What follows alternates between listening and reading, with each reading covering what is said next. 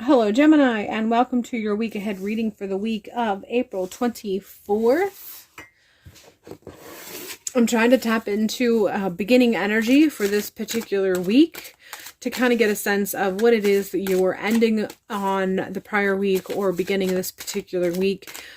And it's just, there's a bit of a sense of a void or a guard or blocking that I'm experiencing. I hear the word overload, so there's an overwhelm or a sense of being overstimulated or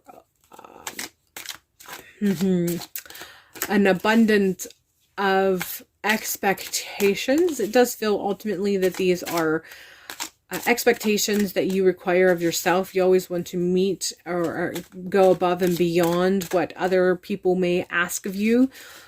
There's a little bit of a sense of you want to make sure that you are proving that you are all that they desire of you and more.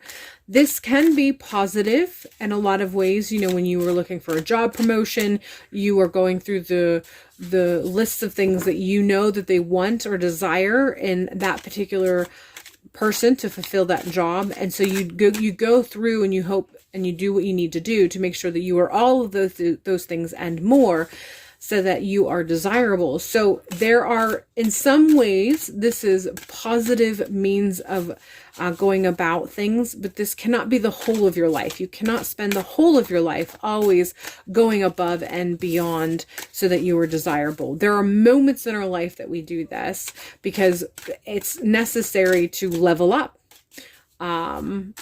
And eventually we actually do become whatever that is. So as long as what you are doing when you're giving that extra bit of yourself is something that you want to become permanently, not that big of a deal. But if you're doing it because you're not want to be rejected, or you feel like that's the only way that you can be accepted, or the only way that you can be perceived by others as being worthy, then that particular trait can become a bit toxic. We do run the risk of losing ourselves in the process. So be reflective on which of those actually apply to you, and they might both apply to you, but you didn't realize that you were taking the positive attributes of leveling up and making yourself desirable for certain things that you want to become or make permanent part of your lives.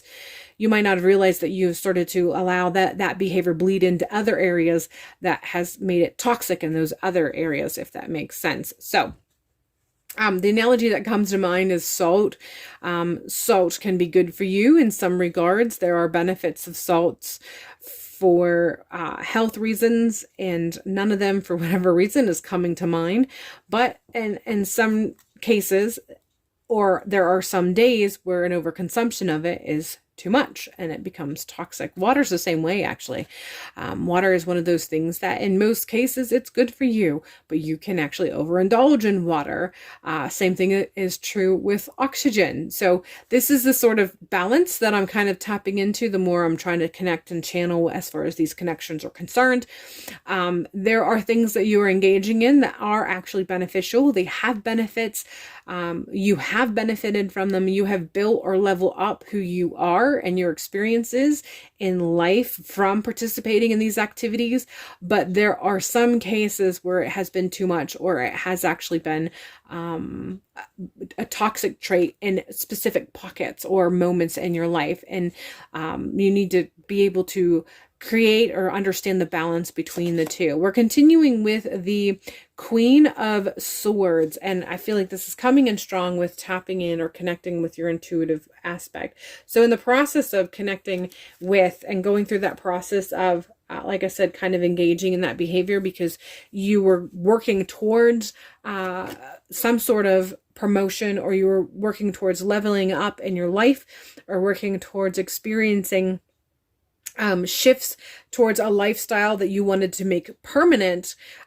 In the process of all of that, there were times where you knew instinctively. There were moments where your intuition told you, no, not that way, or no, not with this particular arena, or not with that particular choice, but you disregarded it. You sort of dismissed part of your intuition in the recent months, maybe year to 2 years.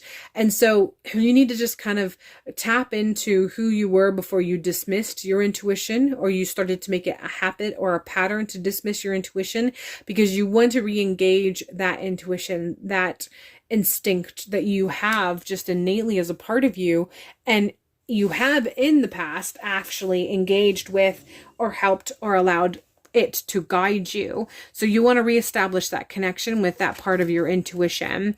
You are continuing with Two of Swords, and this is letting me know that this week you're going to come face to face with a specific decision or choice or option. This is predominantly going to be an either or sort of experience where you know it's this way or that. It's A or B. And when you are going through this, they're letting you know that this is when you can really practice and hone in with that, reestablishing your intuitive and instinctive connection. Don't try to do this on your own mental force. Don't try to allow your head to make this decision. Allow yourself to engage the intuitive, instinctive part. And this can help you to reestablish that connection. This choice or option or decision that you're going to face can help you reestablish and regain confidence in your intuition and how it can guide you. But there are changes that are going to be coming. And the Six of Swords let me know that you are sort of treading into new waters for yourself, new intuition and mental fatuity that's going to be required. You are going to be sort of balancing the instincts and